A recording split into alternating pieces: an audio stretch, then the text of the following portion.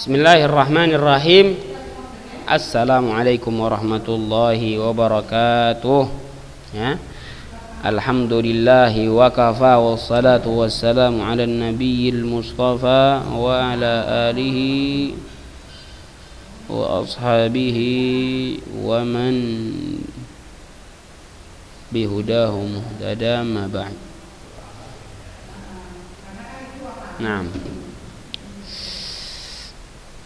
Alhamdulillah, segala puji dan syukur hanya milik Allah Subhanahu wa taala yang telah melimpahkan karunia dan rahmatnya sehingga kita bisa kembali melanjutkan pelajaran kita pada hari ini setelah sebelumnya terjeda karena ujian ataupun ulangan.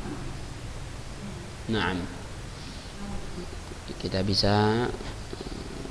masih bisa hidup atas nikmat dari Allah, kita masih bisa beribadah atas karunia, anugerah, taufik serta nikmat dari Allah Subhanahu wa taala. Naam.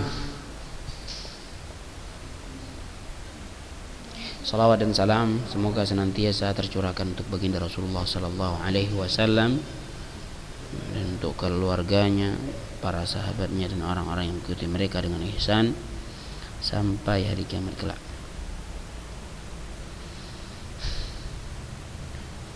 Tayyib. Kaifa halukum jami'an ayyuhat tullab? Ya. Gimana kabarnya semua? Semoga sehat walafiat ya semuanya. Sehat walafiat semuanya dan tetap semangat dalam belajar semuanya. Ya, kembali kita lanjutkan pelajaran kita, pelajaran fikih khususnya tentang kitabun nikah yang sudah dinanti-nanti. Mungkin di antara antum ada yang sudah tidak sabar untuk menikah. Ya. Di antara antum ada yang akan menikah sebentar lagi. Maka ini pelajaran sangat pas untuknya. Sangat pas.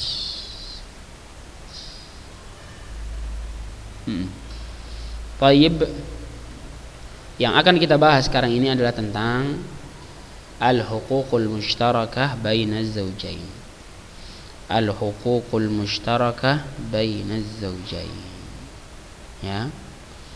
Hak-hak yang sama, bukan sama, hak-hak yang dimiliki oleh kedua belah pasangan, sama-sama dimiliki oleh kedua belah pasangan.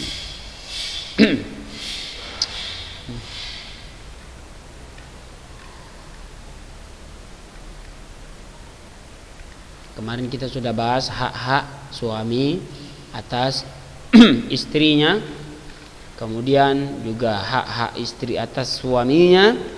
Sekarang hak-hak yang bersama, hak-hak bersama, sama-sama dimiliki oleh suami dan istri.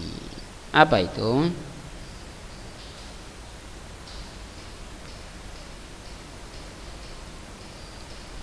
Tayyib. Aghlabul huquqil madhi dzikruha huququn mushtarakatun bainaz zawjain. Ya. Kebanyakan dari hak-hak yang telah disebutkan di atas ini merupakan hak bersama antara suami dan istri. Wa bi khasatin haqqul istimta', ya. Terkhususnya hak, ya, hak al-istimta', bersenang-senang, bahagia bersama. Wa ma yatba'uhu minal huquq, dan hak-hak yang mengikutinya. Wa kadza tahsinu kullin minaz zawjaini khalqahu khuluqahu li sahibi. Demikian pula seperti memperindah, memperhias, mempercantik akhlak dari setiap pasangan.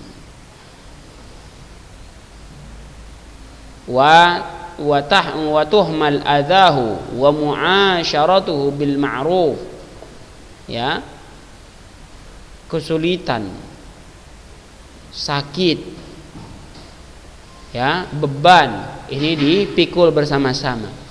Wa mu'asyaratuhu bil ma'ruf, ya, mu'asyarah, bermuamalah, bersosial dengan baik kepada setiap pasangan. Fala yumatiluhu bihaqqi, tidak mengabaikan haknya. Wala yatakarrahu libadlihi, wala yatakarrahu libadlihi, dan tidak merasa terbebani, ya, untuk menunaikannya.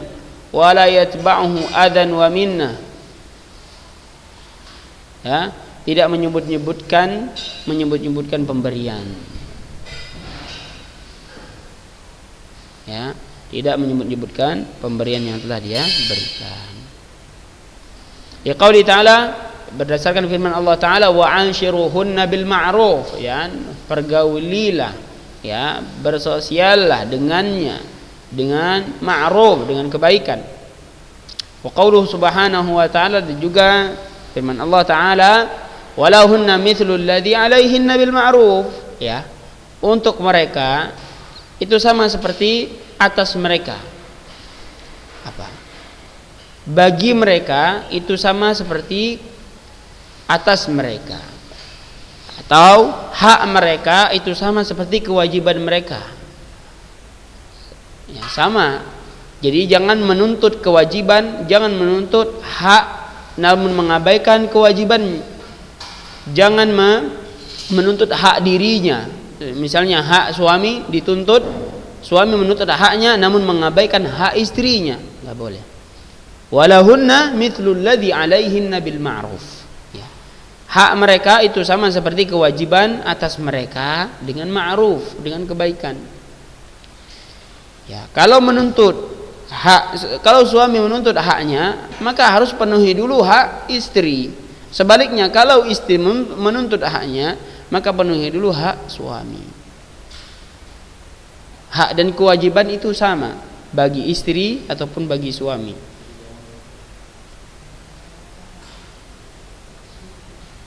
Berikan istri itu hak-haknya sebagaimana kita meminta kepadanya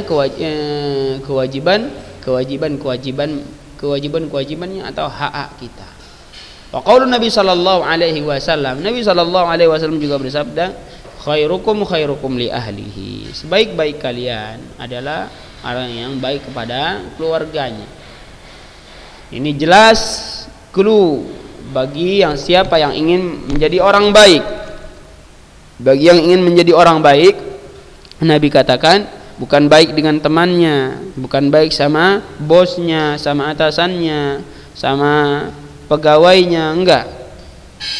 Akan tetapi orang yang baik adalah orang yang baik kepada istrinya, keluarganya. Jadi berlaku baiklah dengan keluarga, maka kita akan dicap orang baik. Siapa yang cap kita orang baik? Allah Subhanahu wa taala. Nabi yang sampaikan, khairukum li ahli, sebaik-baik kalian adalah orang yang baik kepada keluarganya.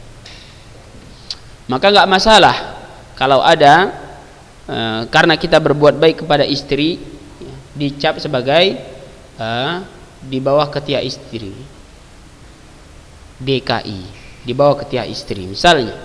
Tidak masalah dicap seperti itu oleh manusia, ya. Namun jangan lakukan kebaikan-kebaikan untuk istri karena takut dicap, tapi lakukan itu karena firman Allah Ta'ala, karena perintah sabda Nabi Sallallahu Alaihi Wasallam. Firman Allah Ta'ala, wa ashiruhunna bil ma'ruf, sabda Nabi Sallallahu Alaihi Wasallam, khairukum li ahlihi, ya. Ada orang berbuat baik dia dengan istrinya karena terpaksa. Kenapa? Tinggal tempat mertua, salah. Ada orang berbuat baik kepada istrinya karena memang istrinya ngeri, jago, hebat, takut dia ditunjang istrinya.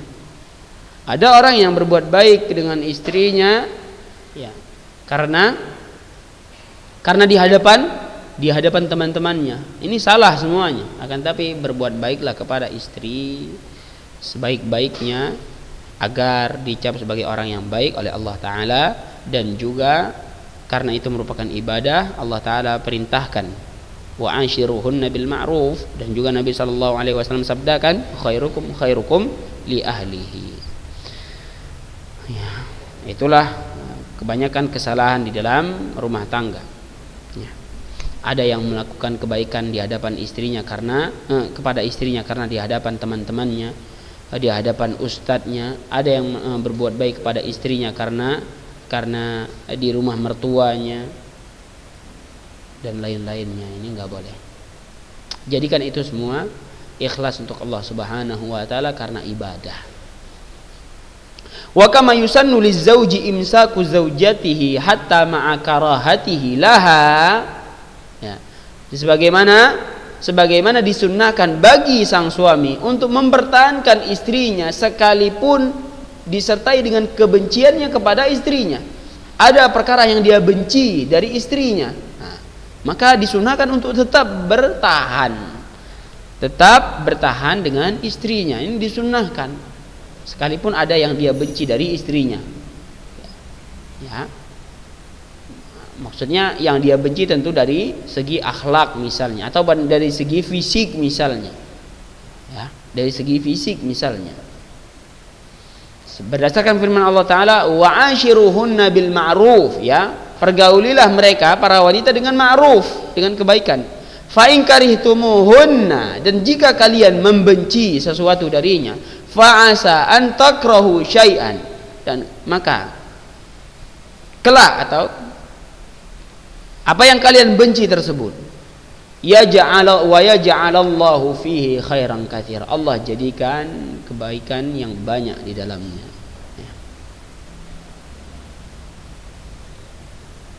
Fa asa an takrahu syai'an wa yaj'alallahu fihi khairan katsira.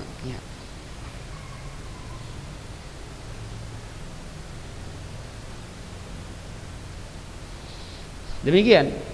Jadi jangan khawatir dengan apa yang kita benci dari istri kita, dari fisiknya, ya, ataupun dari akhlaknya misalnya. Ya. Kalau kita dari fisik ada yang kurang, maka bersabar. Ataupun dari akhlaknya, bersabar. Innama yuwaffas sabirun ajrahum bighairi hisab. Ya. Karena sungguhnya Allah akan balaskan orang-orang yang bersabar dengan balasan yang tanpa ada batasan. Balasan yang tidak ada batasan ketentuannya. Begitu banyak balasan bagi orang yang bersabar. Ini kebaikan yang sangat banyak. Ya.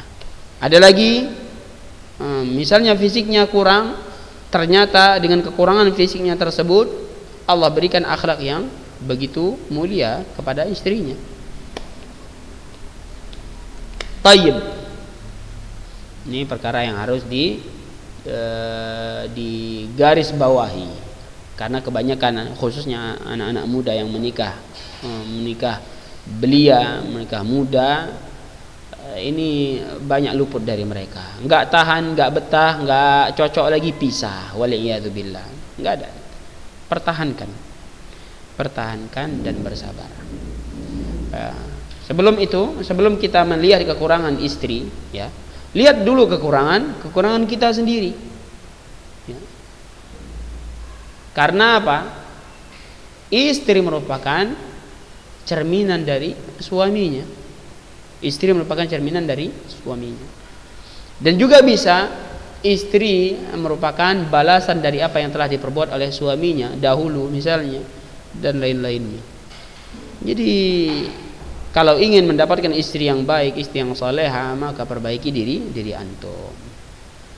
Setiap kali ingin pisah, misalnya bagi mereka yang sudah menikah, ya, bukan hanya terkhusus untuk antum kelas 12, ya, untuk siapapun. Mereka yang sudah menikah, sebelum merasa ingin berpisah, maka jangan pandang hanya kekurangan istri, lalu dirinya menilai dirinya sendiri sudah baik, sudah sempurna, waliyadzubillah, ya. Nilai dulu kekurangan antum, baru nilai kekurangan istri. Ditimbang-timbang, apakah sama seimbang? Kalau seimbang, maka benar bahwa istri cerminan dari suaminya. Jadi jangan anggap antum seperti malaikat, tidak ada salahnya lalu minta pisah dari istrinya. Ini banyak terjadi. Naam. Ini masalah hak-hak dan kewajiban-kewajiban. Maka harus diperhatikan sama-sama. Suami dan istri memperhatikan hak dan kewajiban masing-masing. Dan jadikanlah firman Allah Ta'ala serta hadis Nabi Sallallahu Alaihi Wasallam sebagai landasan untuk memenuhi saling memenuhi dari hak dan kewajiban tersebut, yaitu wa anshiruhunna bil ma'ruf wa lahunna mithlu alladhi 'alaihinna bil ma'ruf khairukum li ahlihi. Ini jadikan landasan perbuatan antum, landasan hubungan antum dengan suami istri di dalam rumah. Naam. Lalu yang masalah kelima tentang i'lanun nikah, memberitakan pernikahan. Ini masalah kelima, memberitakan pernikahan. Apa hukumnya memberitakan pernikahan? Yusannu i'lanun nikah wa izharuhu wa isya'atuhu wa dharbu alaihi bid-duffi, ya, disunnahkan untuk memberitakan pernikahannya, memperjelas pernikahannya, menyebarkan berita pernikahannya. Bahkan disunnahkan juga untuk memukul duf, rebana yang tanpa ada geberincing, ya, untuk pernikahannya. Seperti itu. Agar apa? Orang tahu ini ada pernikahan. Orang menyaksikan adanya pernikahan. Liqauli sallallahu alaihi wasallam, berdasarkan firman berdasarkan sabda Nabi sallallahu alaihi wasallam, faslu ma bainal harami wal halal as-saut wad-duf fin nikah. Pemisah antara halal dan haram adalah suara, as-saut wad-duf. Begitu pula dengan duf, rebana yang dipukul di pernikahan. Jadi itu jelas pemisahnya, ya. Adanya suara pemberitaan tentang pernikahan, juga dipukulnya duf untuk pernikahannya. Ini tanda bahwa ini halal, ini nikah. Jadi nggak masalah orang tahu. Tapi kalau yang haram pasti orang nggak mau memberitakannya, diam-diam dia. Nah ini jadi perbedaannya ataupun pemisahnya di situ. Wa yakunu ad-darbu bid-dufi lin-nisa duna rijal. Dan perhatikan, yang memukul rebana itu adalah wanita, bukan laki-laki, ya. Ini ada orang yang gagah, ganteng, tinggi, maco, ternyata dia mukul-mukul gendang, hilang maconya, ya. Hilang maconya. Jadi mukul gendang itu bukan laki-laki. Apalagi anak siswa sering mukul-mukul gendang meja, ini hilang maconya. Jadi 46,5 dia, bahasa Medan yang 46,5. Kalau bencong kan 47. Kalau hampir bencong 46,5 berarti nomornya.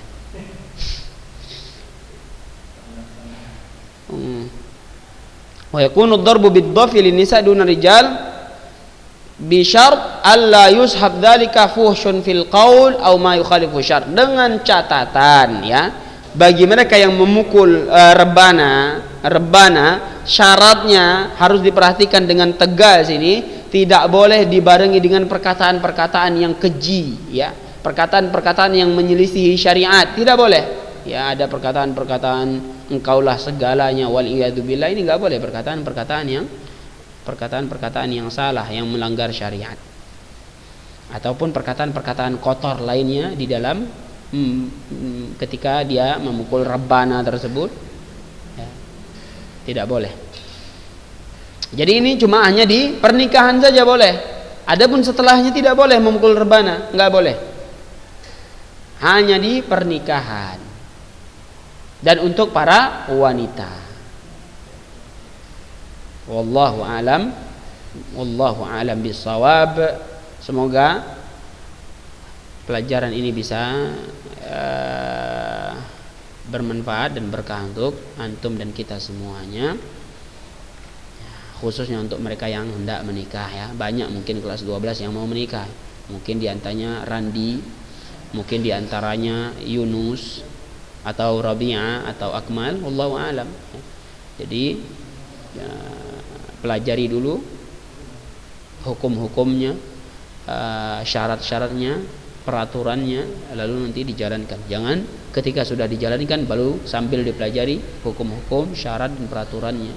Ini salah. Taib. Kita cukupkan sampai di sini. Wassallallahu wasallam ala nabiyina Muhammad wa ala alihi wa ashabihi ajma'in. Kita tutup dengan doa kafaratul majlis. Subhanakallahumma wa bihamdika asyhadu an la ilaha illa anta astaghfiruka wa atubu ilaik. Wassalamualaikum warahmatullahi wabarakatuh.